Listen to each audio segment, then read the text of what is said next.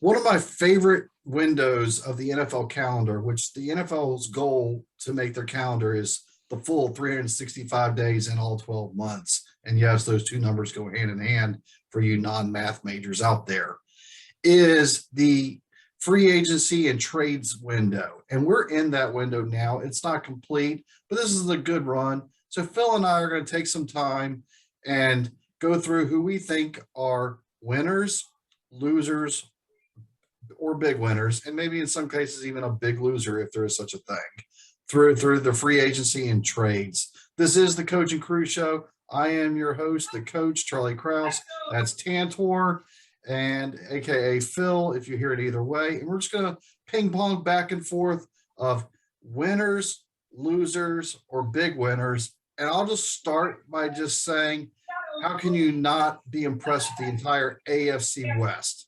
Wow and boom with the entire AFC West. And you've got to, at minimum, put all four of those squads, well, at least three of them. Kansas City might be the question mark in the definite winners category. Phil, we'll let you take a turn and expand from there, and we'll just go back and forth. Well, Kansas City, if you want to, we just start out there. What's crazy about the AFC West, two of those clubs are going to have losing records. It's just the way the math's going to work out when they finish playing this year. But two of them are going to be loser clubs. Kansas City. I'm going to pause right there. I'm going to pause you right there. I think this could be the first time ever in NFL history with the expanded playoffs, all four from the AFC West make it. It could. I think that could very well be possible. Anyway, please continue. Well, it is possible now that they've changed the rules. It is possible. But Kansas City, I mean, they're the only team that didn't make a deal to improve themselves. But let's face it, Kansas City was 2 steps above everybody else, so now they're only 1.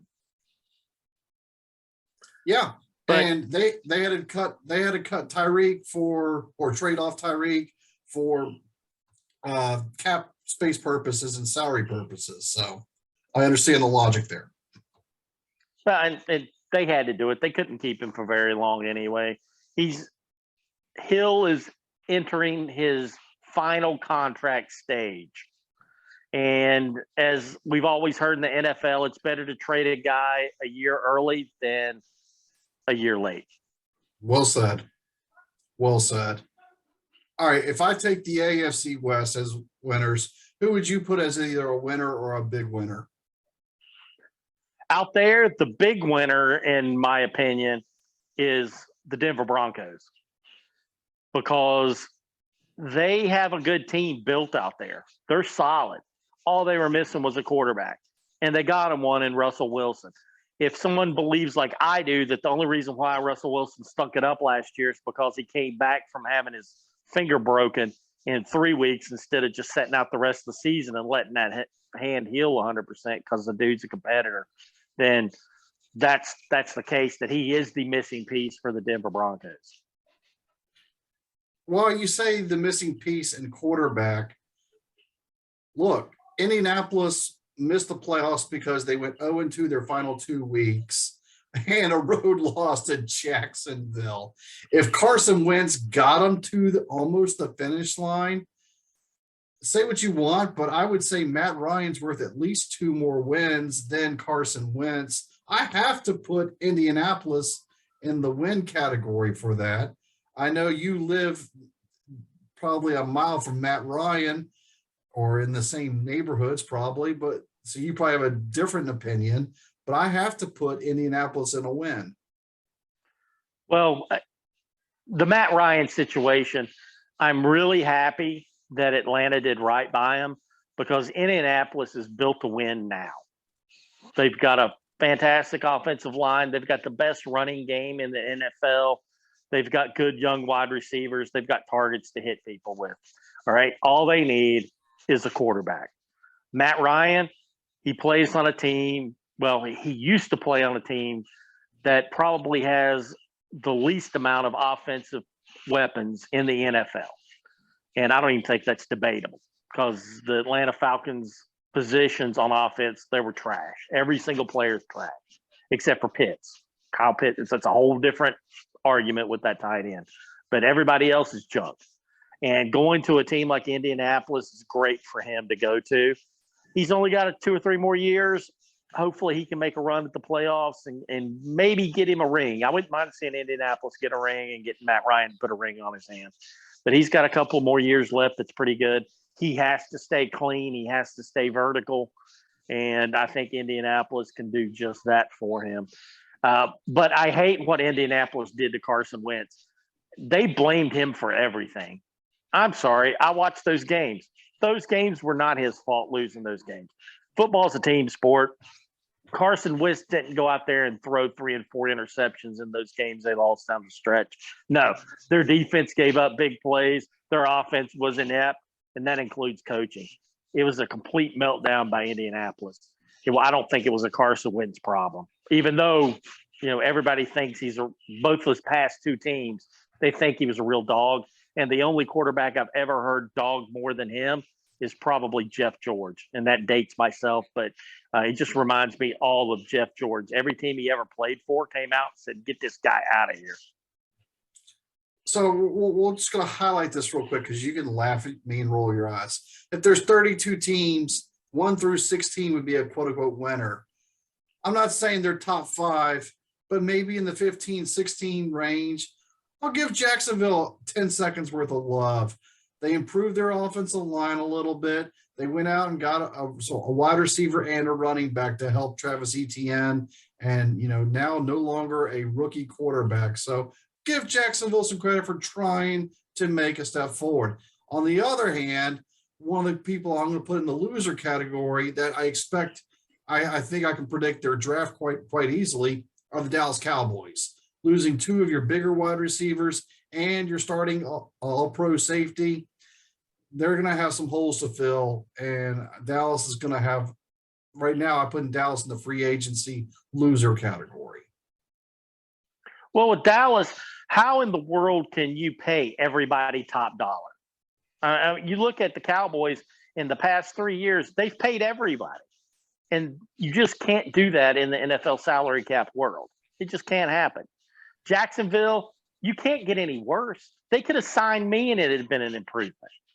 So the bar was so low in Jacksonville, everything they do is an improvement. And then one of the ones I can't decide if it's a win or a loss.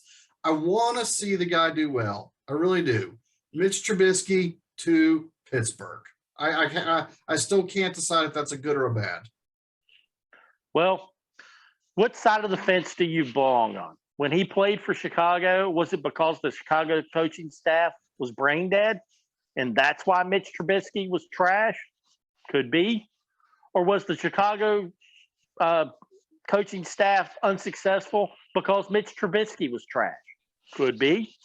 We'll find out. Pittsburgh has one of the best coaching staffs in the league. They have their act together. If Mitch Trubisky turns out to be a success, then we know that the Chicago Bears were just jumped because of their coaching. So we'll see. We'll see what happens with Mitch Trubisky. I'm not a hater on any of the guys out there, so I don't hate his guts at all. So let's see if Mitch Trubisky can do that. Who knows? One of the guys who I don't think is over the hill yet, other people, Phil, you might even feel this way, is Von Miller. So when he signs with Buffalo, I consider that a big win. How do you feel? It's Buffalo, and in the back of your mind, Buffalo's the lovable loser. They're like the Chicago Cubs in baseball until they finally won one. Buffalo's like that until they started trashing my Redskins front office because they lost a player because the guy changed his mind. All right, stop whining about it. All right, pay the guy more money. The player always goes where the money is, and he would have went there if you paid more money. It's okay if another team comes in and offers him more cash and he leaves, or they match his contract. Who knows? Maybe he didn't want to move again. Maybe he didn't want to pay taxes in the state of New York. Damn, they're high. So, hey, stop whining about the players you didn't get and start celebrating the players that you do get. I think Buffalo is a complete lack of class now, and they can all go drown themselves in a frozen lake. One of the other teams, I think I have to say it's in a win category. They definitely tried.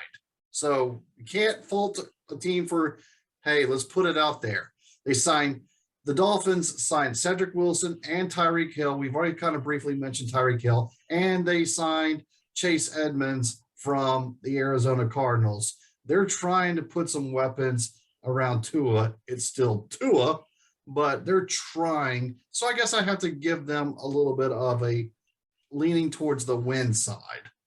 Yeah, but they fired their great coach that they had. And I went out of my way not to mention that. Yes. But that's the negative. I mean, they had a good coaching staff there, and they've replaced them. I think the Dolphins, they take one step forward and two steps back. So they spend a lot of money, but that's because Tua is still on a rookie contract. The jury's still out on Tua. I don't know if he's any good or not. I would have never drafted him because every time he played for Alabama, every time you turn around, he was injured. He got injured against everybody. He even got injured against directional schools. And I think he was in the spring game when he was wearing the orange jersey. You're probably right. All right, a couple more real quick. No big signings by Tampa Bay, but Chris Godwin they brought back, and Brady is unretiring for him from his 28-day vacation. So and they brought the running back. So the guys they had to bring back, they did. So I think that's a win. Green Bay, I'm going to get dangerous with this. I'm going to say loss because you put all the money on Aaron Rodgers. I know Aaron Rodgers could make you and I all pro wide receivers. Well, maybe tight ends. We don't have the speed for wide receivers. But Aaron Rodgers could make us that. But they've got nothing left with Adams now in Vegas. So dare I put Green Bay in the loss category? I'm waiting to see what Green Bay's draft looks like. Because in the back of my mind, I sit there and look at the last two drafts and say, I bet they don't even take a wide receiver. I mean, I have a bad feeling that the general manager for Green Bay, on one hand, for Rodgers, yeah, you're the greatest thing ever, dude. And then when as soon as he leaves the room, rotten hell, you bastard, and he goes into the draft and doesn't provide him with any help whatsoever. So I've just kind of got this streak going. Yeah, I bet he cuts a couple of offensive linemen and runs out there some practice squad guards and center and just gets Rodgers killed and doesn't give him any wide receivers so he looks like crap. It's just they don't seem to be on the same page in Green Bay. But what difference does it make? Your division has the Bears, the Lions, and the Vikings. And the Vikings gave Kirk Cousins more than 28 cents coming his way, shall we say. So why? I have no clue. Two more teams we're going to talk about real fast. We'll go to Cleveland. They traded for Deshaun Watson. Literally, their jury is still out. Literally, the jury is still out on that one. I hope they trade Baker for Baker's sake, but Cleveland right now, I think I have to put you in the... They can't afford both of those guys. No. They can't have them both under the cap. No. And then lastly, the Commodores, is that it? Is that the name of them now, lady? You bring me up. The Redskins. Yeah. So they traded for Carson Wentz. So they got a quarterback. They kept McKissick, and after that, everything else just whatever. They brought back my favorite player. I say sarcastically, Bobby McCain. Whatever. They just. Everybody that's ever played for that team in the last 2 years has some type of connection to Carolina. How they got Carson Wentz, I don't have the Carolina connection except for he was born in Carolina. So you let one guard go, cut another guard that was your best performing when Flowers, and then you sign a washed up guard from Carolina. Everything's Carolina. And if I remember correctly, he got fired from Carolina because they sucked and were losing. Carolina Panthers, the past 3 seasons, 5 wins, 5 wins, 5 wins. The Washington Redskins football team and soon to be Commodores, Commanders, Commies are only in a 3-year time span. They are only one slot ahead of the Carolina Panthers, who have a total of 15 wins in the past 3 years. Both are trending down. I can't see that Washington did one thing to improve their team except for getting a quarterback that was better than the quarterback they had before. That's it. And that is a positive. I mean, it really is. You got a quarterback that was better than the one you had before, but you paid dearly for it and gave away all your salary cap move. You've lost all your depth on your defensive line, and you've lost a couple draft choices. So congratulations. I think they're going to be battling with the Giants for who finishes last in the NFC East already. Yeah, but we've been doing that the past 4 years. I got used to it. They accidentally won a division a couple of years ago. So this year, I don't think that's happening at all. Well, that's just because we were left floating at the top of the sewage and everybody else sunk to the bottom. There it is, folks. There's our analysis of the past month worth of free agency and trades. It's by no means over yet. There's still a few headliners out there. Comment below of which team you think is your biggest winner or biggest loser, and let us know why, and we'll respond. Thanks for always all the banter that goes through. We do appreciate your feedback, and we try to respond on a timely manner. Don't forget to check us out, coachingcrewshow.com, and like and subscribe to our YouTube page. Thanks for watching.